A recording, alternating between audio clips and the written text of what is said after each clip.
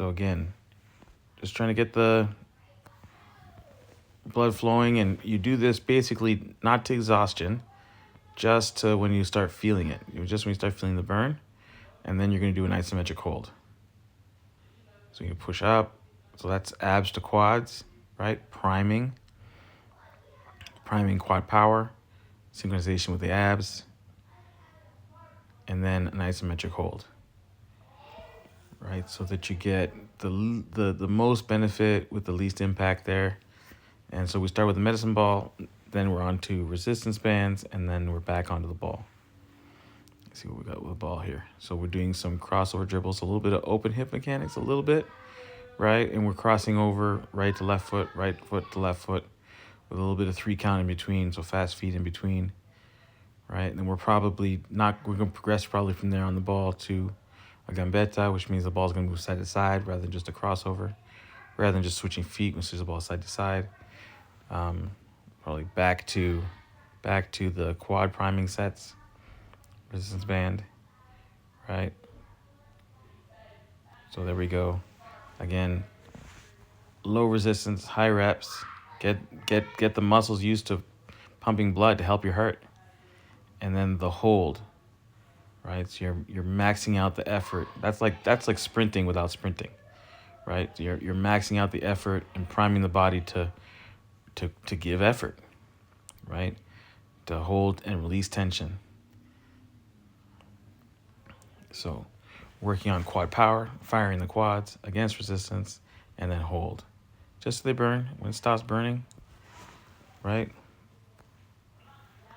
Rather than the ball of the ladder, right? Once we primed, now we're back to coordination mechanics on the ball, right? And now this is not just switching feet. This one is moving the ball side to side. So gambettas.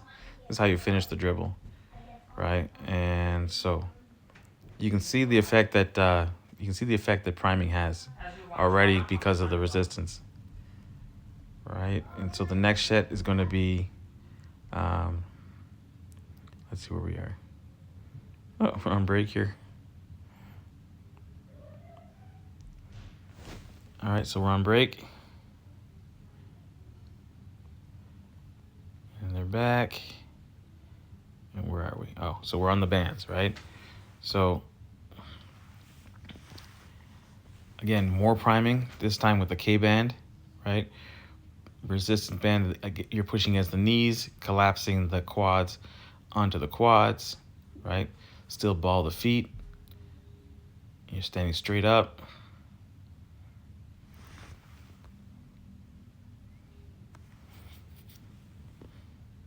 Getting the effort against that band with a very low impact still. This is probably sets of 50, right? You're basically just simulating quad power and running, right? So maximum effort, but not maximum impact there.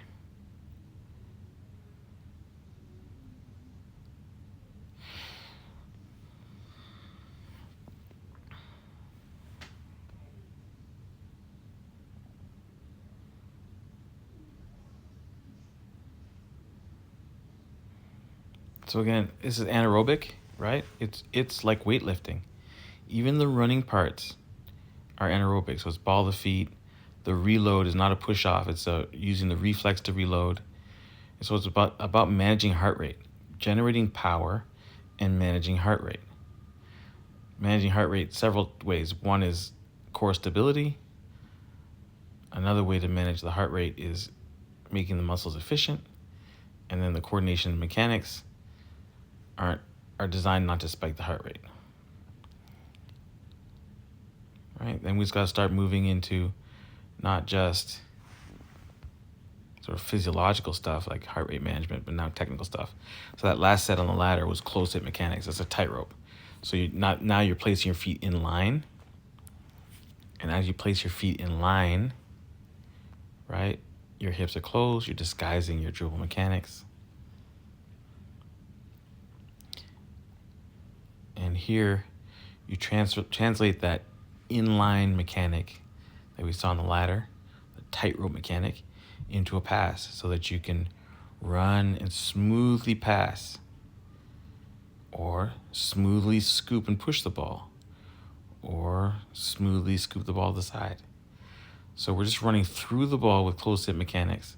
So rather than an instep pass where you plant and open your hips and turn and pass, heel down, toe up, this you're just running and you're pushing the ball with the inside of the toe, so the front part of the instep.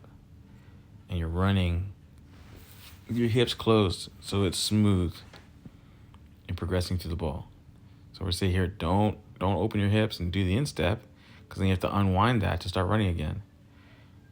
That's not this. This is closed hip mechanics. My feet swivel and I run through. So I'm taking the ball in stride. So just a little drill. We got a little target goal area against the wall, and we're passing the ball into that target area, right? And I go from my quad, my priming mechanics, to my ladder mechanics, to now on the ball, closed hip mechanics on the ball. So we're just getting the body used to passing with closed hip mechanics, which at worst at start kind of feels weird because you're kind of swiveling back and forth. But that is actually how you pass the ball on the run in a game.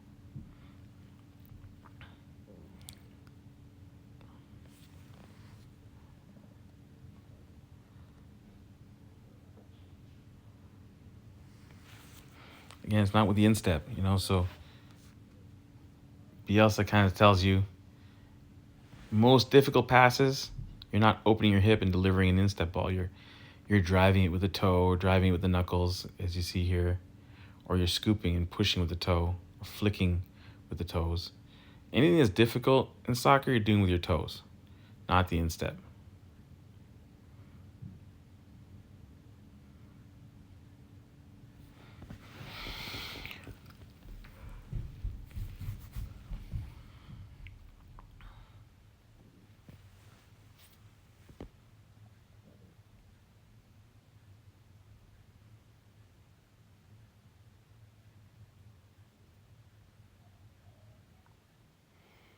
So now we're doing the scoop. So the scoop is something you can pull off on the run as well from your closed hip mechanics. And after the scoop, we're going to do the flick.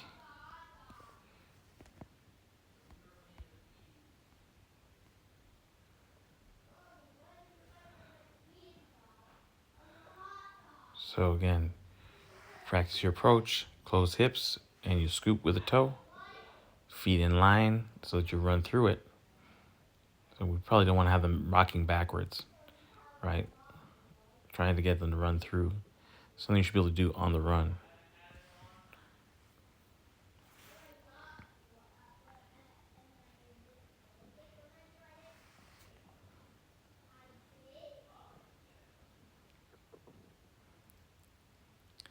So there's the ginga, right? The closed hips, sort of firing of the feet to get ready, and then the scoop is being executed.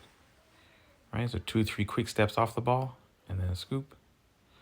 Right? So now we're doing applied closed hip mechanics. So the physical preparation that we're doing is now matching the ball work, and it's matching the tactics because we want to be able to pass and move on the run.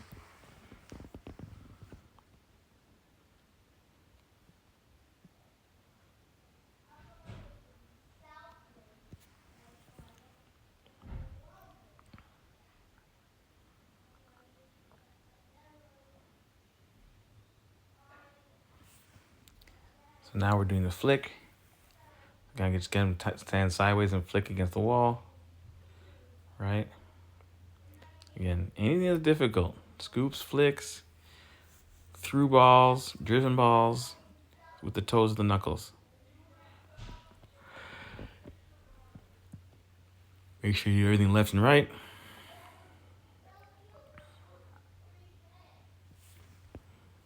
And the idea is to do this on the run.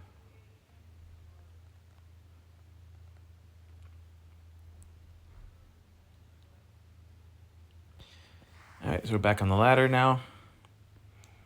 Doing backward sets. Inside, outsides.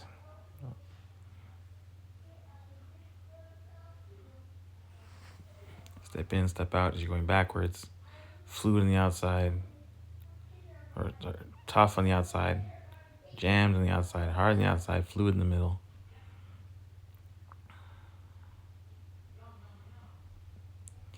And then we're going to do balanzas on the Bosu ball. So again, the performance starts mimicking the technique, and the technique is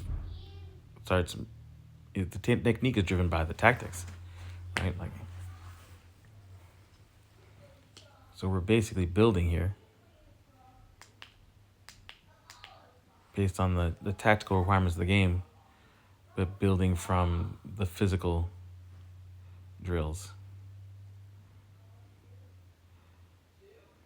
So again, fast feet, quad power, coordination, and agility, and then linking it back to the game.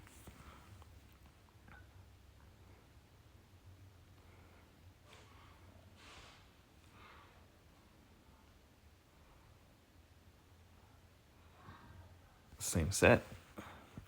It's a forward and backward lateral movement.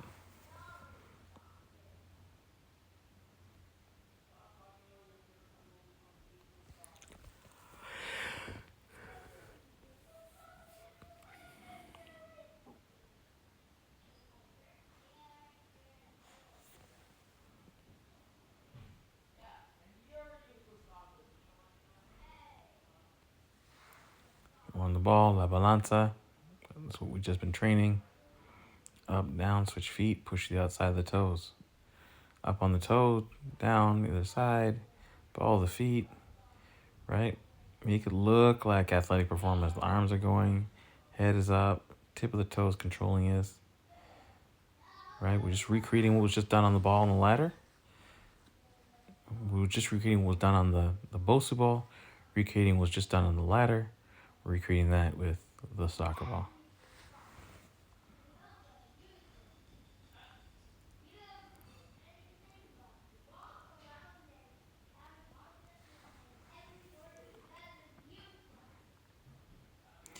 So, to the extent that what you're doing on the ball and the ladder and the bands is anaerobic, now when you're on the ball itself, your heart rate shouldn't be spiking, right?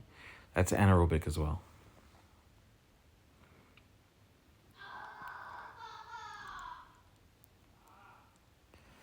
So the game's about heart rate management, but the training sort of puts heart rate management front and center in terms of performance. And as we get in the ball, we're still aware of our heart rate. We try to manage that and keep it under control.